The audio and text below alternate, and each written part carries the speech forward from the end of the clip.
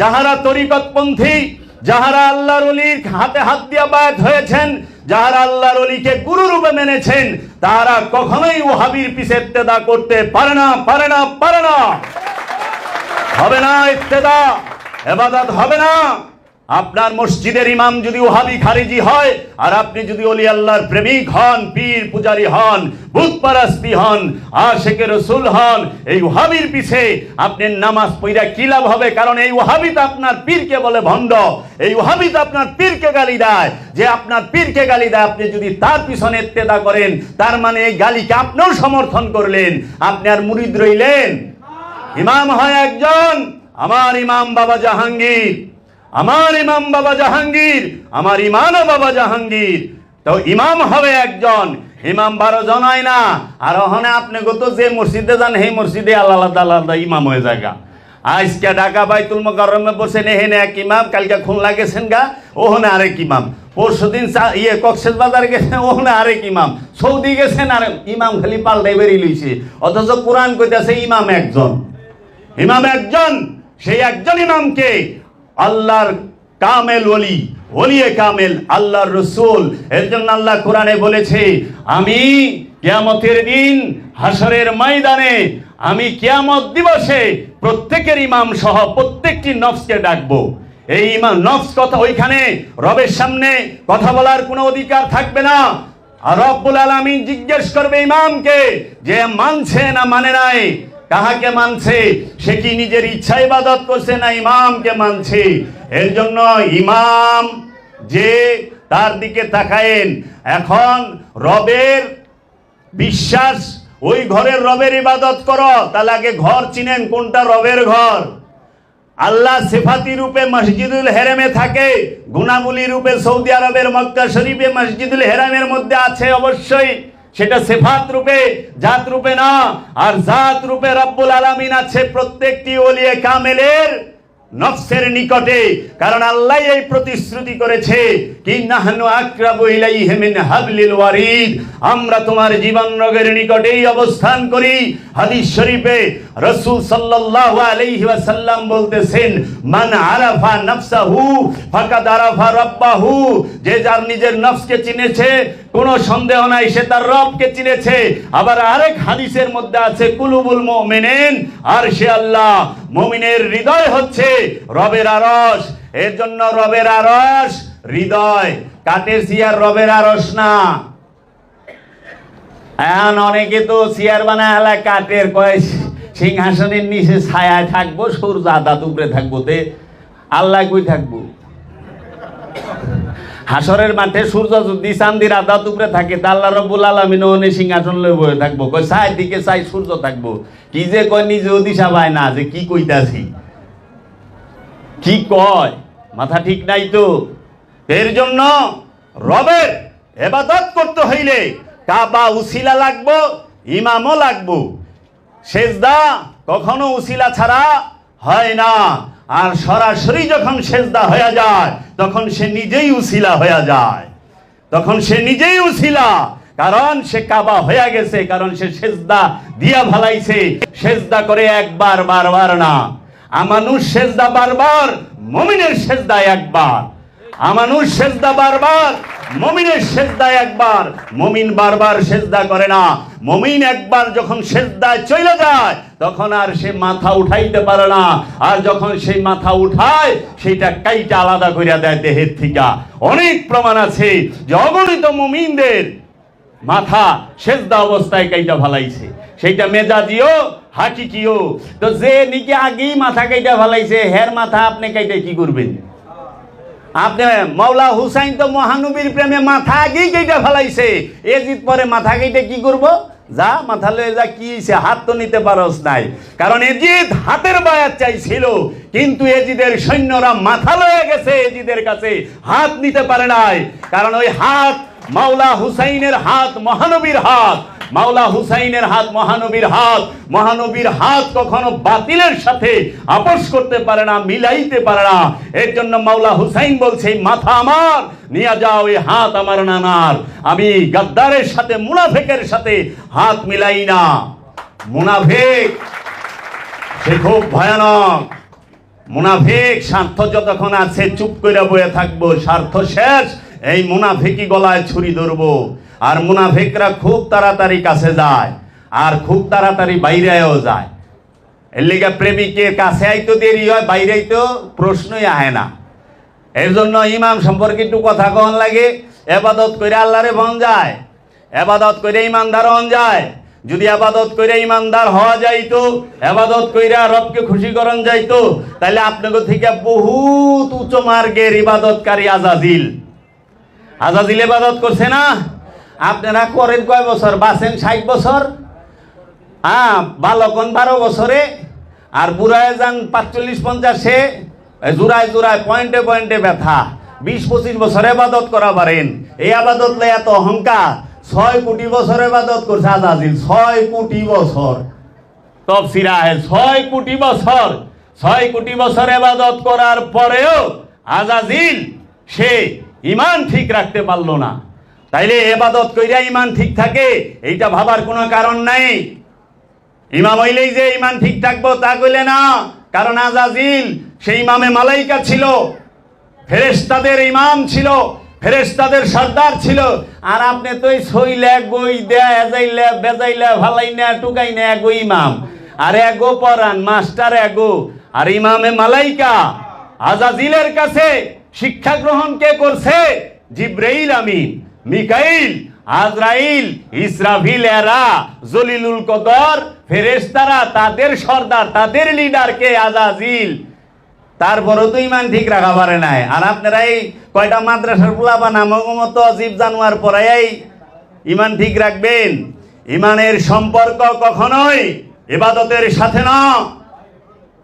বহুত ইবাদতকারী জাহান্নামে গেছে। আজাজিল কি জাহান্নামী নয়? শয়তানকে জাহান্নামী আল্লাহ ঘোষণা করে নাই? করছে তো। শয়তানকে আল্লাহ, আজাজিলকে আল্লাহ জাহান্নামী ঘোষণা করে দিছে। আবা ওয়াস্তাকবারা মিনাল কাফিরিন, যা আমি তাকে, তুমি বের হয়ে যাও এখান থেকে, তুমি কাফের, অস্বীকারী। তাহলে পরে সেজদা কি কম করছে আজাজিলে? রুকু কি কম করছে আজাজিলে? তাসবিহ কি কম করছে আজাজিলে? না, তাসবিহও কম করে নাই, সেজদাও কম করে নাই, জ্ঞান বুদ্ধিও কম আসিল না। কারণ ফেরেশতারা কইছে লা ইলমা লানা ইল্লা মা আল্লামতানা, আপনি আমাকে যা শিখাইছেন আমরা তাই শিখছি। কিন্তু আজাজিল কইলে এই কথা কয় নাই, আজাজিল এই কথা কয় নাই। আজাজিল বলছে আনা খায়রুম মিনহুম, আমি আদম হইতে উত্তম। আজাজিল কি কইছিল যে আপনি যা শিখাইছেন আমি তাই শিখছি? এটা তো আজাজিলে কয় নাই, ফেরেশতারা কইছে। আর আজাজিল কইছে কোরআনের মধ্যে আনা খায়রুম মিনহুম, আমি আদম হইতে উত্তম। এর জন্য ইবাদত যতই করি আর ইমামতি যতই করি, এই ইবাদত ইমামতি কিনা কিন্তু ইমানের সার্টিফিকেট না। ইমানের সার্টিফিকেট তাকায়া দেখি সেটা কি? ইশকে রব, রবের মোহাব্বত। ইবাদত কি? ইমানের মূল বিষয় কি? রবের মোহাব্বত। ইমানের মূল বিষয় কি? আদমের মোহাব্বত। ইমানের মূল বিষয় কি? নূরে মুহাম্মদের মোহাব্বত। এর জন্য রসুল আর আলে রসুলকে মোহাব্বত করাই হচ্ছে ইমানের মূল স্তম্ভ। এই ইমান সেটা যদি ভূমি হয় আর এই ইবাদত সেটা হবে পিলার। মানে ভূমি যদি না থাকে, ইমানই যদি না থাকে, পিলার কোথায় খাড়া করাইবেন? এই মাটি আছে দেখেছেন, এই পিলার খাড়াইছে, পিলারের উপরে ছাদ আছে, মানে মাটি তো নাই, শূন্যের মধ্যে পিলার খাড়া করাইবেন? তাহলে ইমান ঠিক করেন। ইমানের বিষয়ে বলা যায় কয়েক রাত লাগবো। আনা আমাগো তো ইমান হলো মুখের বিষয়, কি লা ইলাহা ইল্লাল্লাহু মুহাম্মাদুর রাসূলুল্লাহ, বাস হয়ে গেল, ইমানদার হয়ে গেছে। এত সস্তা লা নেই, ইলা নেতা কর্তা অধিকারী, ইল্লা ব্যতীত আল্লাহ, আল্লাহ ব্যতীত আমার এই কলবে, আমার এই নফসের মধ্যে, আমার চিন্তা চেতনা ভাবনা অনুভূতি সমস্ত কিছুর ভিতরে আর কোনো কিছুই নাই। মুহাম্মদ রাসূলুল্লাহ ওই হৃদয়ের মধ্যে, ওই কলমের মধ্যে, ওই নফসের মধ্যে, ওই ইন্দ্রিয় অনুভূতির মধ্যে মোহাম্মদ রসুল হইয়া দাঁড়ায় রয়েছে, মোহাম্মদ রসুল হইয়া বৈশা রয়েছে, প্রশংসিত রাসূল কে? ওই আল্লাহ রাব্বুল আলামিন যখন আমার কলবের মধ্যে উদ্ভাসিত হয়, আমার নফসের মধ্যে উদ্ভাসিত হয়, সেই রূপটাকেই বলা হয় মোহাম্মদ রসুল আল্লাহ। এর জন্য বলে আমি মহানবীকে দেখেছি, আমি মহানবীকে দেখেছি। কারণ রবকে দেখা যায় না, মহানবীকে দেখা যায়। তুমি যদি রবকে দেখতে চাও, মহানবীকে তাকায় দেখো। রবের সমস্ত কিছু জাতরূপে যে জায়গায় আছে, সেইটাই হচ্ছে মুহাম্মদ সাল্লাল্লাহু আলাইহি ওয়াসাল্লাম। এর জন্য বাবা জাহাঙ্গীর সে কোনো ব্যক্তি নয়, সেটা তার পাড়া মহল্লার জন্য। বাবা জাহাঙ্গীর মুরিদের জন্য সে পীর, কিন্তু হাকিকতে সে নূরে মুহাম্মদের ধারক এবং বাহক, প্রকাশিত নূরে মুহাম্মদ। এর জন্য আল্লাহর হাবিব বলছে আউয়ালুনা মুহাম্মদ, আওসাতুনা মুহাম্মদ, আখিরুনা মুহাম্মদ, কুল্লানা মুহাম্মদ। আদিতেও আমরা মুহাম্মদ, মধ্যখানেও আমরা মুহাম্মদ, শেষেও আমরা মুহাম্মদ, সমস্ত জায়গায় আমরা মুহাম্মদ। এর জন্য বাবা জাহাঙ্গীর সে নিজেই প্রশংসিত। মুহাম্মদ কোনো ব্যক্তির নাম নয়, মুহাম্মদ হচ্ছে মুহাম্মদ সাল্লাল্লাহু আলাইহি ওয়াসাল্লাম। এর নাম হচ্ছে রবের জাত, নূরের নাম হচ্ছে নূরে মুহাম্মদ। এই নূরে মুহাম্মদ থেকে সমস্ত কিছুর আগমন, সমস্ত প্রাণী জগৎ। এর জন্য সবাইকে আল্লাহ সৃষ্টি করে না। ওখানে আমরা তো গুয়াই রাহা কই, সব কিছু আল্লাহ সৃষ্টি করেছে। দেখি সব, এই টাটা গাড়ি কি আল্লাহ বানাইছে রে? টাটা গাড়ি আল্লাহ সৃষ্টি করছে, BMW, মার্সিডিজ সব আল্লাহ বানাইছে। গুয়াই পাইকারি কথা কই পাইলি? হ্যাঁ, তগো বাড়ি এই যে আইফেল টাওয়ার কি আল্লাহ বানাইছে? আল্লাহ সৃষ্টিকর্তা। তো এক একটা সৃষ্টির এক একজন স্রষ্টা, সবার স্রষ্টা এক না। আপনি যে স্যান্ডেল পায়ে পরেন, ওই স্যান্ডেল আপনার আল্লাহ বানায় নাই, নাউযুবিল্লাহি মিন যালিক। ওইটা বানাইছে জুতার ফ্যাক্টরি আলায়, কিন্তু আপনার আল্লাহ বানাইছে। এর জন্য আল্লাহ যেটা সৃষ্টি করে ওইটা জগতে কেউ সৃষ্টি করতে পারে না। আর মানুষ যেটা সৃষ্টি করে অন্য দেশ নকল করে বানায় পারে। এর লেগে আল্লাহর ওলি আল্লাহ তৈরি করে, আল্লাহর ওলি তৈরি করে। এটা জোর কইরা হয় না, জোর কইরা চিল্লায়া শান গাওন যায়, ওলি বানান যায় না। ওই যে থাকে না, দেখেন না, গজলের উপরে গজল, পাহাড় মদিনার উপর দা নৌকা চালায় জায়গা স্বর্গে যাইব লঞ্চ দিয়া, ওটা গজলের ঠেলায়। আসলে তো লঞ্চে স্বর্গে যাওয়া যাবে, জান্নাতে লঞ্চে যাওয়া যাইব। ওরা মদিনার যাইব, ছেড়ে দেড়ে নৌকা যাবো মদিনায়। তুই মদিনা হলো পাহাড়, পাহাড়ের উপর দা নৌকা চালাবি। ওই যে এটা হলো মম পালিশ আর মুলার হাওয়া, পীরের মাইরা ফোলাই থুইছে বেলুনের মতো, পিসাব তো ফইলা চুপয়ে বয়ে সার অগ যা মন চায় কইবার লইছে, কোনোদিনও ভুল বুঝে না। ওলি বানান যায় না। এই জন্য সৈয়দ হাশমি মিয়া তার ওয়াজে বলছে, হাসিন बनता नहीं बनाए जाती है, दीवाना बनता नहीं दीवाना बनाए जाती है। ওলি কখনো নিজে ইচ্ছা করে হওয়া যায় না, কামেল কখনো নিজে ইচ্ছা করে হওয়া যায় না, মুর্শিদ দয়া করলে হওয়া যায়। মুর্শিদ যদি ভিক্ষা দেয়, সে ভিক্ষার বদলতে হওয়া যায়। এর জন্য ভিখারি সে তার একরকম ইজ্জত, আর বাদশার আরেক রকম ইজ্জত। আমরা বাদশার দরবারে আসছি, যে সমস্ত অলিকুল শিরোমণি, যিনি আল্লাহর আব্দুহু, রহস্য জগতের কেন্দ্রবিন্দুতে যারা থাকে, সেই নবী, তাদেরকে রহস্যের জ্ঞান বলে আব্দুহু। সূরা কাহাফ খুলেন, আল্লাহর আব্দুহু মুসা নবীকে গায়েবের জ্ঞান বলতাছে। তাহলে আব্দুহু জ্ঞান দেয় নবীকে কিসের? গায়েবের। আর আব্দুহুরে কে জ্ঞান দেয়? আব্দুহুরে জ্ঞান দেনেওয়ালা না। এই জন্য আল্লাহ কইছে, আমি সর্বশ্রেষ্ঠ জ্ঞানী বানায় রাখছি। এইখানে একটা সূক্ষ্ম পর্দা আছে, যেটা উলঙ্গ ভাবে বলে না। এই জন্য বলে, তেরি শক্ল মে হুঁ মেরি জান তু হে, मैं तेरा पता तू मेरा पहचान है, तेरी शक्ल में हूं। के रबेर शकल, रबेर चेहराई হচ্ছে মহানবী মুহাম্মদ সাল্লাল্লাহু আলাইহি ওয়াসাল্লাম। तेरी शक्ल में हूं मेरी जान तू है, मैं तेरा पता तू मेरी पहचान है। এর জন্য আল্লাহরে দেখা যায় না। আল্লাহ কইছে, আমারে দেখবা, মুহাম্মদ সাল্লাল্লাহু আলাইহি ওয়াসাল্লামকে দেখো। মহানবী বলতেছে মানরানি ফাকাদরা আল হাক্কা, কাপড়টা একটু উঠায়া বলতেছে হাদিসে, মানরানি ফাকাদরা আল হাক্কা, যে আমাকে দেখেছে সেই সত্যকে রবকে দেখেছে। তার মানে রবের খাসুল খাস রহস্য হচ্ছে মহানবী, আর মহানবী হচ্ছে রবের রহস্য। রবের রহস্য মহানবী, আর মহানবীর রহস্য রব। এর জন্য রব সবসময় মহানবীর লগে কথা কয়, আর মহানবী আমার গয়া কইছে, সাহাবায়ে কেরাম গয়া কইছে যে এইটা রবে কইছে না, আমরা তো শুনি মহানবী কইতাছে, আল্লাহর রসুল কইতাছে। এর জন্য কোরআন বলতেছে যে কি এই কোরআন হচ্ছে সম্মানিত রসুলের বাণী। দুইটা জায়গায় কোরআন বইলা দিছে এই কোরআন হচ্ছে সম্মানিত রসুলের বাণী। আর এই ওহাবি সালাফির বিকা হুয়া মৌলবী তাহারা বলে যে না না এটা কোয়েন না, বলেন আল্লাহর বাণী। তা আল্লাহর মহানবীকে আলাদা রে? কখনোই না।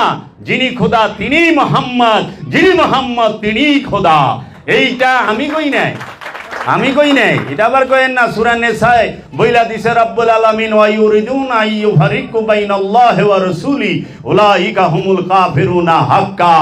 যারা আল্লাহ এবং আল্লাহর রাসূলের মধ্যে, আল্লাহর হাবিবের মধ্যে, মুহাম্মদ সাল্লাল্লাহু আলাইহি ওয়াসাল্লামের মধ্যে মনে মনে ইচ্ছা করে, মনে মনে চিন্তা করে যে আল্লাহ আলাদা রসুল আলাদা, তাহারাই হচ্ছে কাফির। তাও যেমন তেমন কাফের না, হাক্কা মানে 100%, একেবারে সিল মোহর সত্যায়িত সব কইরা দিয়া দিছে, খাঁটি কাফের।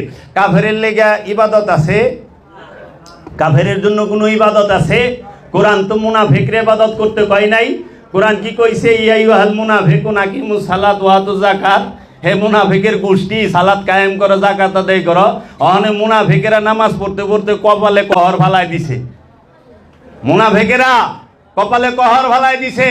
এই মুনাফিকেরাই কয় আল্লাহর আল্লাহর রাসূল আলাদা। নাউযুবিল্লাহি মিন যালিক। তো এর জন্য ঈমান সেটা হচ্ছে প্রেম। প্রেমের মধ্যে ঈমান সেটা গুপ্তভাবে লুকায়িত থাকে। যার প্রেম যত গভীর সে তত। আর এটা সেকেন্ড ক্লাস ওয়াজ, ফার্স্ট ক্লাস ওয়াজ করা যাইব না, মুশকিল আছে, বুঝছেন? কারণ কি ইসলামটারে তো কাটতে কাটতে একেবারে বানায় হালাইছে। একটা ঘটনা বলতে হয়। এক লোক মুরব্বী মানুষ একটা পায়জামা বানাইছে। আমার আব্বায়ের কি ওয়াজের সময় অনেক ঘটনাটা বুঝাইতো যে মুরব্বী মানুষ পায়জামাটা বানাইছে, পায়জামাটা হয়ে গেছে দর্জিতে লম্বা দিয়া ভালাইছে, টাকনুর নিচে গেছে গা। মানে টাকনুর উপরে পরা তো সুন্নত, কোনোভাবেই টাকনুর নিচে পায়জামা পিন্ধন যাইব না।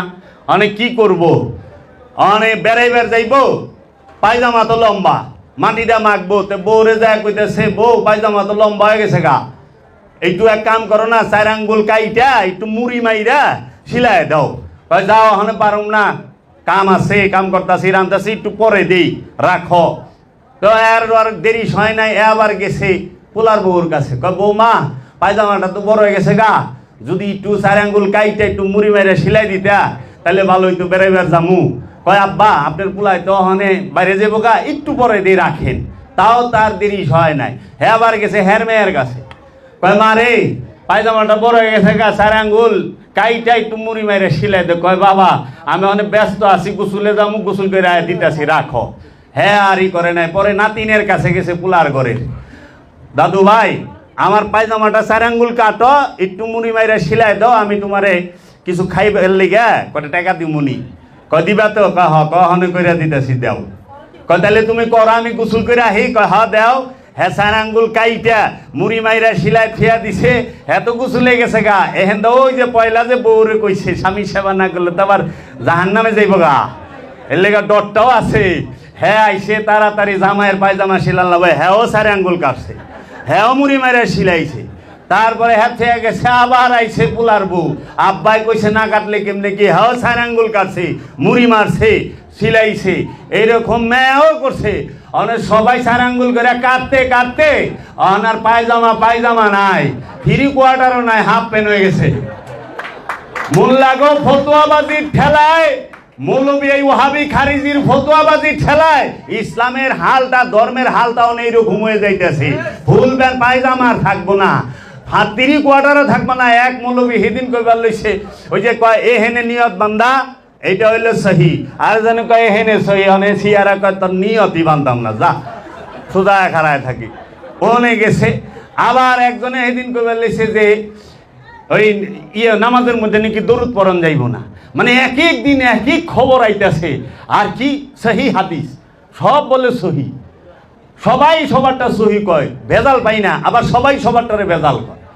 আসলে ভেজাল কোনটার সহি কোনটাই হাফ প্যানের অবস্থা হয়ে যাইব গা। তো কাজেই আপনারা মুর্শিদের নিরিখ, মুর্শিদের বারজাক, এই নিরিখ এবং বারজাক এবং তাসাব্বুর সব সময় রাখার চেষ্টা করবেন। কারণ দাইমি সালাতে স্বভাবের পরিবর্তন হয়, আনুষ্ঠানিক সালাতে উপকার আছে কিন্তু স্বভাবের পরিবর্তন হইতে দেখি নাই, সুরের ভালো হইতে দেখি নাই। আমি কি রাইখা দেই না, সময় তো 15 মিনিট আসছিল, অনেক বেশি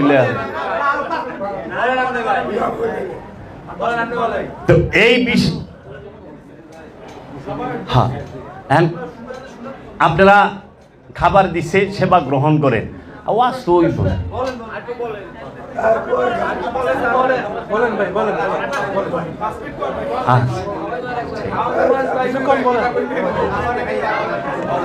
এখন এই বিষয়গুলো এখন মানুষ সবকিছু বিবেচনা করে হইল অর্থ দিয়া আর পোশাক দিয়া। মানুষের কিন্তু এখন আত্মীয়তাও করে পোশাক, অর্থ, বৃত্ত দেখা।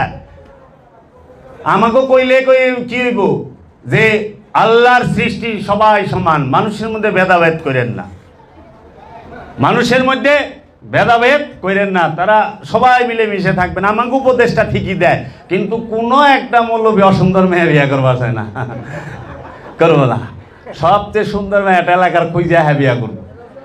তো সমান হইলে সমস্যা কি? কালা দলা এটা তো আল্লাহর সৃষ্টি, তাই না? নাক বুসা, নাক চুক্কা এটা আল্লাহর দান।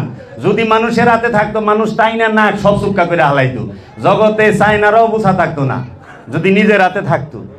তাহলে আল্লাহর সৃষ্টি আপনি দেখবেন কি অন্তর, দেহ না। কারণ আমার দাদি বলতো যৌবনকালে কুত্তাও বলে সুন্দর থাকে, যৌবনকালে কুত্তার দেহটাও সুন্দর থাকে, টাইট থাকে, থাকে না? এর জন্য শরীরের দাম দিও না, চামড়ার দাম দিও না, রূপের দাম দিও না, দাম দিও গুণের, জ্ঞানের। এইটা হলো মূল, এটা হলো মূল। অনেক মানুষ পীর সাহেবের দাড়ি না থাকলে মুড়ি দেবার চায় না, পীর সাহেব ধলা না হইলে মুড়ি দেবার চায় না। পীর সাহেব দেখতে সুন্দর হইতে হইব, এক্ষেরে কমলার মতো, তাইলে মুড়ি দিব। কি একটা অবস্থা! আচ্ছা, মুড়িদের সাথে এগুলার কোনো পীর মুড়িদের এটির কোনো সম্পর্ক আছে? আমি বলছি, কোরআনে আমি সালাতের বিষয় তন্ন তন্ন কইরা আমি কোরআন থেকে এবং বাবা জাহাঙ্গীরের কিতাব থেকে এবং সমস্ত যারা কিতাব লেখছে অধিকাংশ মুফাসসির মুহাদ্দিস আলেম ওলামার কিতাব থেকে পড়া দেখি যে মুসল্লির সাথে দাড়ির কোনো সম্পর্ক নাই, সালাতের সাথে দাড়ির কোনো সম্পর্ক নাই, সালাতের সাথে মুসল্লির সাথে জুব্বার কোনো সম্পর্ক নাই, মুসল্লির সাথে টুপির কোনো সম্পর্ক নাই, মুসল্লির সাথে এই টাকনুর উপরে পায়জামা পরছে কি না এটার কোনো সম্পর্ক নাই, মুসল্লির সাথে ডিলা কুলুবের কোনো সম্পর্ক নাই, মুসল্লির সাথে পাকা মসজিদ কাঁচা মসজিদের কোনো সম্পর্ক নাই। মুসল্লির সাথে সম্পর্ক কি আছে? মুসল্লির সাথে সম্পর্ক আছে 8টা জিনিসের, সেইটা আল্লাহ সূরা মাআরিজের মধ্যে বইলা দিছে।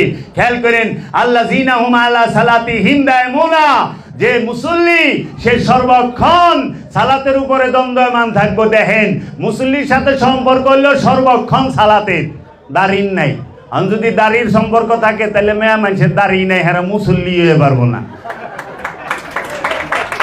কি একটা ঝামেলা না? কই যাইবে? আল্লাহ জানে তো ফক্কর পয়দা হইব, এর লেগে আল্লাহ ফক্করকে সমস্ত দরজা বন্ধ করে দিছে।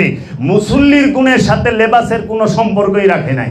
এর জন্য মুসল্লির সাথে লেবাসের সম্পর্ক না, মুসল্লির সাথে কিসের সম্পর্ক? সর্বক্ষণ সালাতের। মুসল্লির দ্বিতীয় গুণ কি?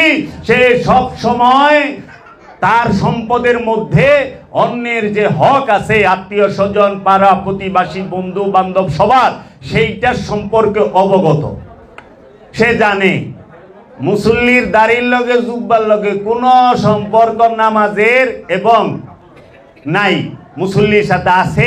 এই যে অনেক সবাই তো পাঞ্জাবি বিনবার চায়, মাল তো কেউ দিবার চায় না। ধনির সামনে যায় যদি কয় স্যার 3 দিন ধরে খাই না, আমারে খাইবার দেন, এই যা স্যার, কিন্তু নামাজ পড়বার যাইতেছে। নামাজে যাওয়ার আগে ওই ভিখারির খিদা মিটান লাগবো, তারপরে নামাজে যান। এর লেগে দেখবেন, আমি আল্লাহর ওলিগো দেখেছি। আমি বাবা বেদম ওয়াসির সাথে এক জায়গায় সফরে যাচ্ছিলাম, গাড়িটা রানিং এর মধ্যে ধানমন্ডি 32 নম্বরের সিগন্যাল যে আছে সেইখানে গাড়িটা থামছে, মানে সিগন্যালে পড়ছে। ওইখানে একজন সাইডে ভিখারি দাঁড়া রয়েছে, সে তার হাত তো নাই, মানে হাত দুইটা এমনি উঁচা করে বাবা বেদম ওয়াসি নিজেই ওই সিগন্যালের মধ্যেই গাড়ি থেকে নাইমা তাকে তার 2 হাত দিয়া দিছে। এটি আমার জন্য শিক্ষা, যে আমাকে মুসল্লির গুণ শিখাইল, যে মুসল্লি দেয় এমনি দিতে হইব, কারণ সে মুসল্লি না, বাবা বেদম মুসল্লি না, কিন্তু আমি মুসল্লি হইতে হইলে আমার এই গুণ তার থেকে শিখতে হবে। এর জন্য মুর্শিদ সে চলতে শিখায়, বসতে শিখায়, দাঁড়াইতে শিখায়, হাঁটতে শিখায়, সব সময় সে শিখায়। এর জন্য এই শিক্ষাটি ফলো করতে হবে। মুসল্লির গুণ, মুসল্লি তার রবের আযাব হইতে সবসময় ভীত থাকে, যে ভুল করলেই রবের তরফ থেকে পানিশমেন্ট আছে। এর জন্য সে ভুল করতে পারে না, মুসল্লি সবসময় ভীতু থাকে।